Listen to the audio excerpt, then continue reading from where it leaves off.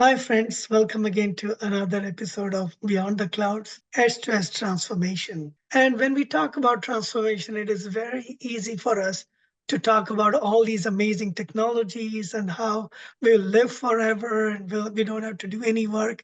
But the reality is, we're not immortal yet. And we do face problems. If you look at the track record of CEOs in Silicon Valley, a lot of them died prematurely for various reasons. It is important to pay attention to our health and wellness, along with really amazing careers. So today with us is Sonia Hunt.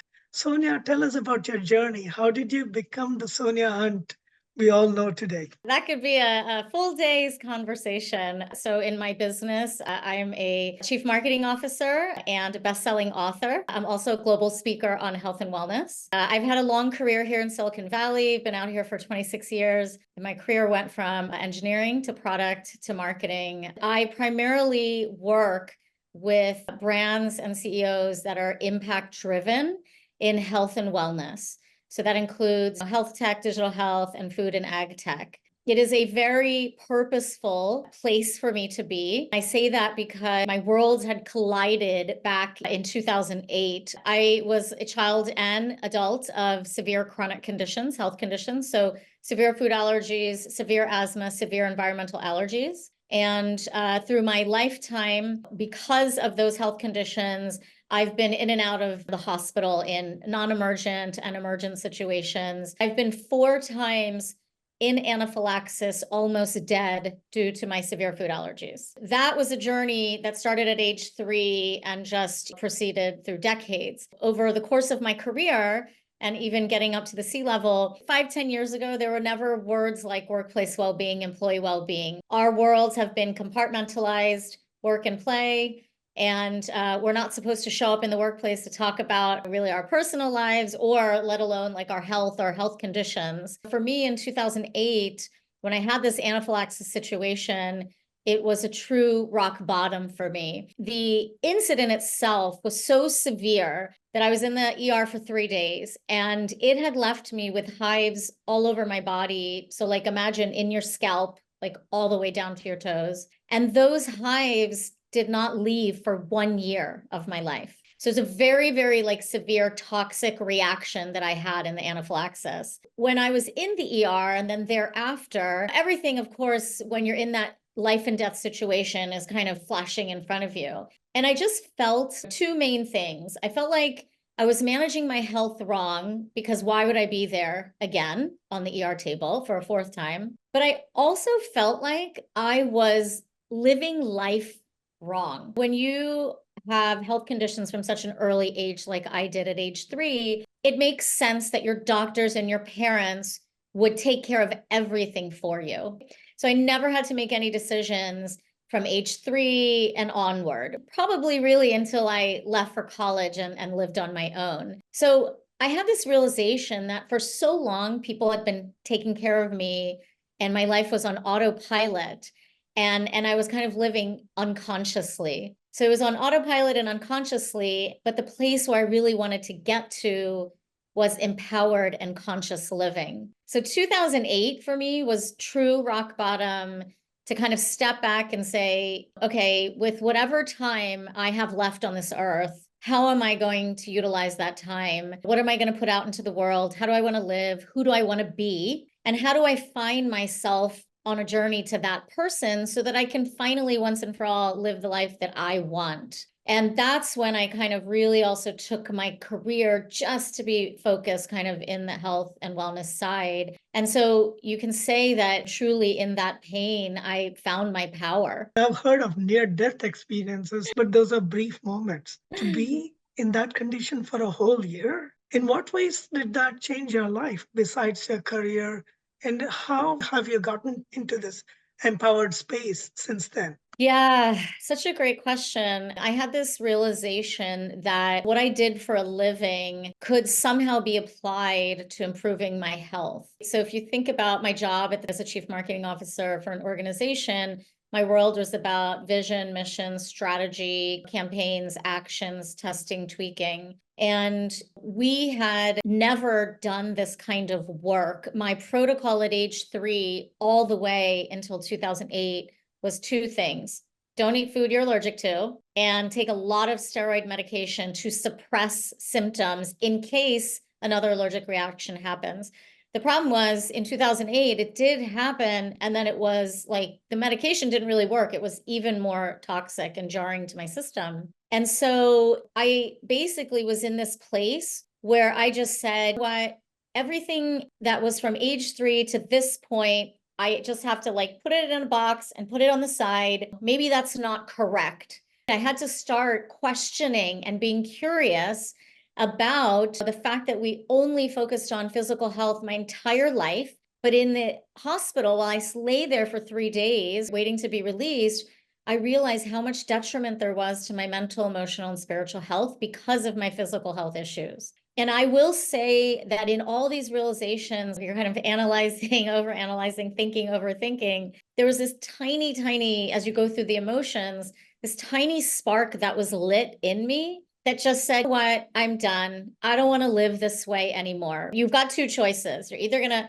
walk out of the ER and change your life, or you might have another anaphylaxis while you're here, which is why I stayed in the ER so long. And then maybe it's game over. So thankfully, they released me 3 days later. And I just said, that's it. I am now going to take this tiny, tiny little spark, and I'm going to start to take control of my life and start to run my health outcomes that I want to see. And by having this realization of like, what did I do for a living in marketing, and maybe applying, like I started asking myself, what's the strategic vision for my health? How do I message that? What's the positioning of it? What are the actions that I want to take? Think of them like health campaigns. And I basically ended up, because of course I Googled, like, is there a program out there to get healthy? And I didn't find anything. So I developed my own framework. This is kind of what I've written in my book. I've laid out that I call the program 3 to Be. So 3 steps to be healthy, be safe, and be well, which is what I want in my life, which is what I want for all of you. It should be about taking these small, small actions across whole body health that over time can lead to big transformation, which is what happened for me. So empowerment wasn't just something that happened overnight. I think for me, it happened out of decades of being suppressed and frustration. And this was like the culmination. And now I just said, what? I am an intelligent woman who does really well in business in my career, but I need to start applying those skills to myself. We are so enamored by doing business plans. It's good that you applied similar principles to creating a life plan. You mentioned something about it's not just the body, it's not just suppressing all these allergic symptoms. What role does the mind play? Does your way of doing things include the body, mind, the psychosomatic situations that bring us to ill health? Absolutely. My step 1 truly was mindset and mental health. The sheer stress, let me give you this example. When you are allergic to food, and deathly allergic to food, there is not one moment in your entire life that you can stop thinking about what you put into your mouth. There's not one, because that thing you put into your mouth could cause you to die. So just imagine your brain has to be in a state of being on truly 24/7, 365. The burden and the stress and the chronic stress and the worry and the anxiety that leads to can also lead to many other health issues like a bulimia and anorexia. And thankfully, truly thankfully, I did not go down those paths.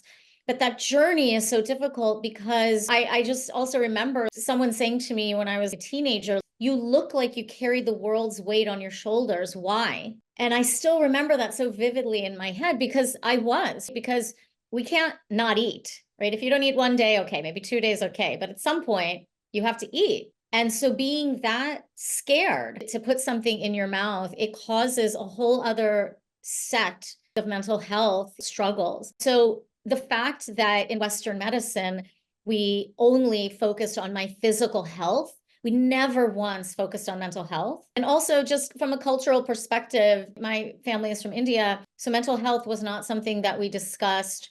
We didn't discuss kind of my feelings around this. And of course, when I was first diagnosed, I was young. But think about as you get older, where you're able to articulate how you're feeling. Things like therapy are not really promoted in that culture. So for me, I was kind of getting it from both from Western doctors, like we weren't discussing it, we weren't talking about it culturally, we weren't either. So what happens is you're like a ticking time bomb. Yeah. And that time bomb went off in 2008 for the fourth time for me. Having been born in India, I can completely relate to that. Stress hormones is a big one. How were you able to change your lifestyle so you would be less stressed about food and about other things so that you could have a more meaningful life? So this was really a journey to discovering myself, my authentic self. And it was everything from thinking through like the vision for my health and well-being going forward, like what strategy and actions I was going to take. But it was a lot of what we're now calling inner core skills development. Things like finding my authentic self, learning self-awareness, self-regulation, resilience, adaptability, actually learning tools to be able to do that. When I would feel stress, viscerally, my body would feel it. At that moment, boom, I have to take a pause regardless of where I am. I have to be able to self-regulate and then kind of bounce back, resilience, bounce forward, adaptability. I spent 10 years from 2010 to 2020 working on everything from going from fixed mindset to growth mindset to inner core skills development to very deep, like analytical learning about myself. I have like all of this kind of, even the questions I ask myself, like in my book, I talk about it, but from a nutrition perspective as well, right? At this stage, we were kind of back to, okay, let's go to the pantry and let's throw everything out and let's start all over again. So you're redesigning your relationship with food again, but it became more than that because when you look at it from a whole body health, it's more than just the food allergies. You're starting to think about things like genetic predispositions. So for example, I never had a gluten allergy, so I was able to eat pasta all my life and still am. But when you have so many food allergies, is the right thing eating spaghetti every single day? And especially if you are genetically predisposed to type 2 diabetes. That's like another kind of set of issues. So it really was kind of deep dive into the 4 different areas of mental, physical, spiritual, emotional health, and really kind of redesigning what worked for me. I did a lot of narrative redesigning, cultural narratives that hold us back from being able to thrive. So there's a lot of inner work in addition to things like, okay, let's look at kind of what nutrition, is it nourishing? And there was a lot of testing of my body system and learning about my body system of how things like food, when I ate something, how did my body system act or react? And as I'm gathering all this data, it started to go into this process where I was learning from it. My doctors and I were learning from it.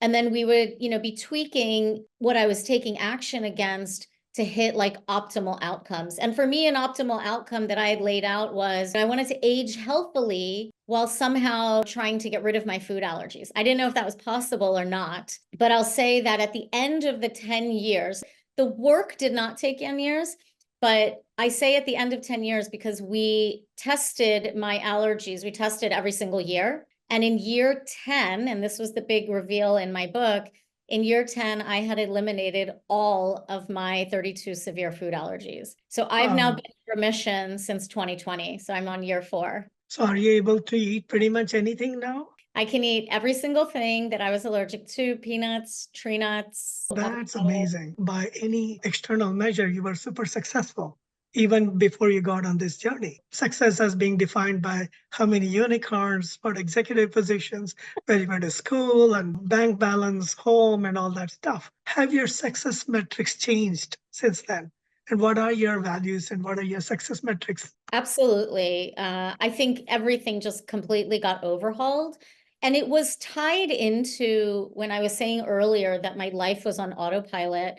So the success metrics when I came to San Francisco and Silicon Valley were about 6-figure salary at a hot tech startup with, an IPO potential, buying a home before you're 30, cash, like blah, blah, blah.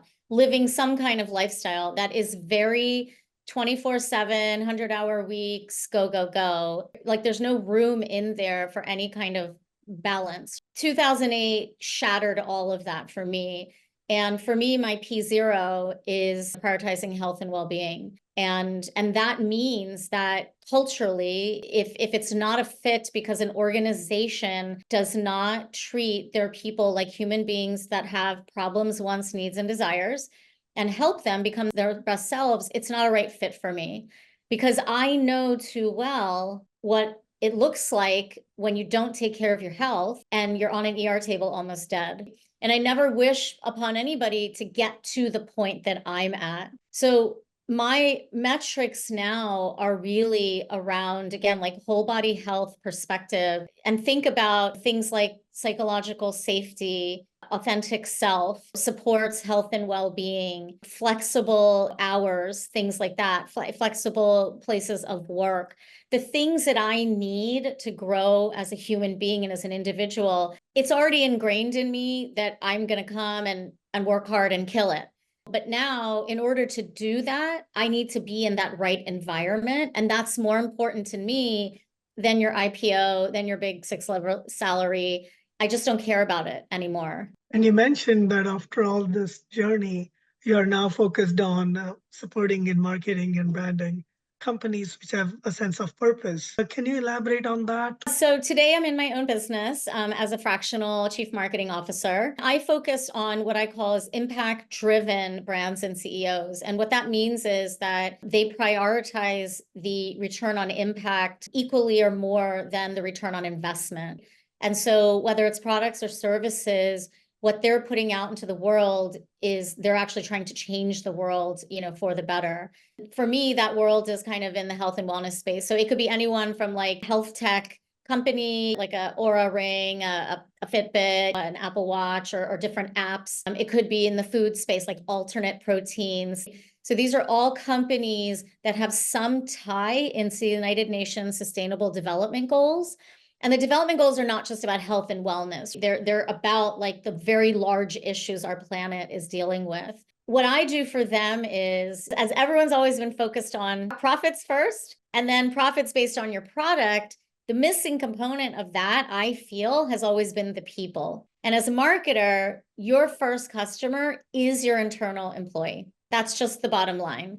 And when you take care of them and win them over, they are your best ambassadors. So I'm helping companies in this health and wellness space, that are impact driven and they're at high growth stages to really scale their people first and then their products and their profits. And I do that all through these marketing systems. And again, it's very similar to what I did in my own health, right? It was a systematic approach of how you look at your whole body health. And I feel that it's the same way in business. You have to look at it from a holistic perspective, all of the areas.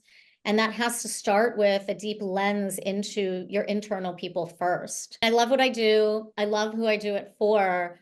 And these are, organizations that are truly driving change, whether it's on the consumer side or the B2B side, but to improve the health and well-being, of our people and of the planet. And so again, like I feel like my worlds kind of all came together from what I dealt with in my personal health and how I overcame it. And then I actually took that journey into my career to just be living in this area now and driving change in this area now. That's great. Thousands of people, starry-eyed, who come to the Bay Area like you and I did in search of fortune. The gold rush continues. It used to be millions, then became billions. Now people are trying to raise trillions of dollars. What suggestions or advice do you have for people to live a more balanced, more meaningful life so that they don't end up like many of us did at some point in our life with tremendous stress, tremendous like ER kind of situation?